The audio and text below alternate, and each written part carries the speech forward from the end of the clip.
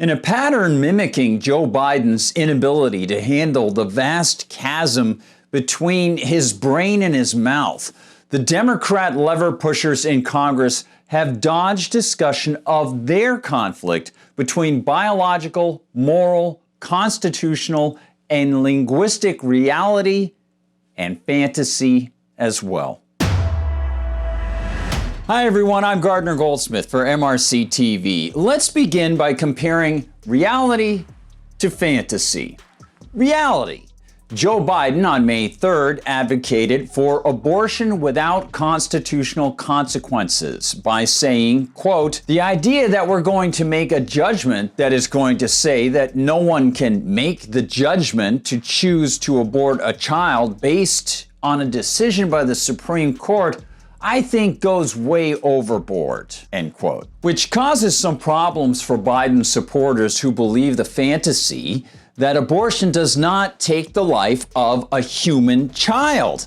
And there are other important realities to consider. For example, the most fundamental right is the right to live free from aggression and threats by others. There is no right to engage in aggressive violence against others.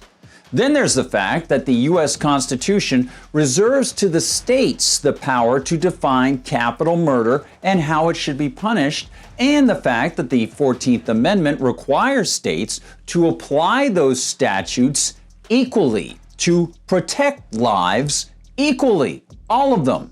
And a fetus is a human life. And finally, there's the fact that men cannot carry fetuses or give birth.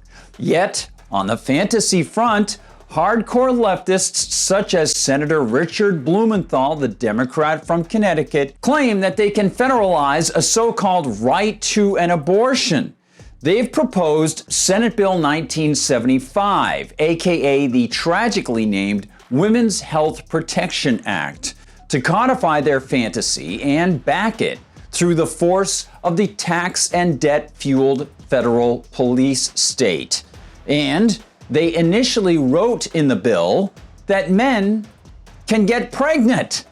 As Laurel Duggan reports for the Daily Caller, quote, "Early versions of the bill used language tying race and transgenderism to the issue of abortion in its non-binding findings section." Democratic Connecticut Senator Richard Blumenthal, the bill's sponsor, told Politico the language had been removed from the bill due to objections from some Democrats. Indeed, the original bill included a lot more fantasy. The newest version removed references to white supremacy and gender oppression, as well as notes clarifying that its provisions applied to anyone with the capacity for pregnancy, including transgender men, non-binary individuals, those who identify with a different gender, and others, according to Politico. Transgender men being, of course, the fantasy term.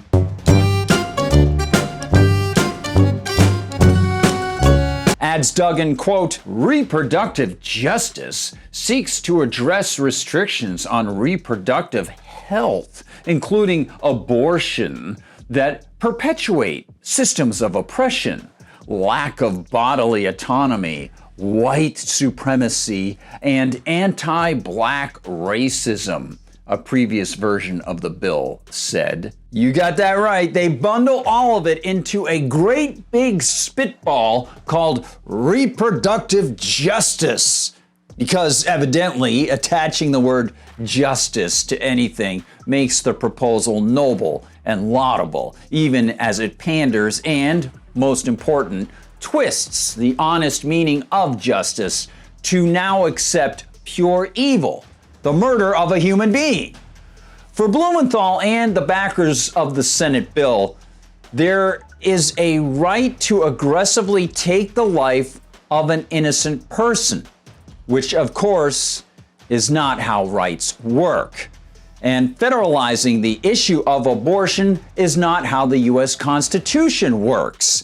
Adds Duggan, quote, the WHPA would strike down every state law banning abortion in the first 6 months of pregnancy and would require states to allow abortions in the last trimester, after the point at which a child could survive outside the womb, if a healthcare worker says pregnancy could hurt the mother's mental or physical health. Look, we know the kind of moral poison this represents, and the fact that the Blumenthals of the Senate initially threw in all kinds of pandering to transgenderism and race baiting is obviously secondary to the key issue of human life.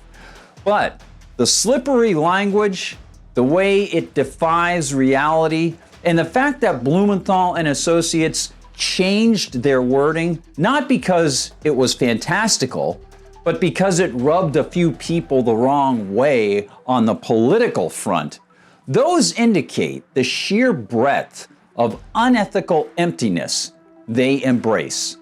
The fact that they draw their salaries off our labor, I think that simply adds to the insult.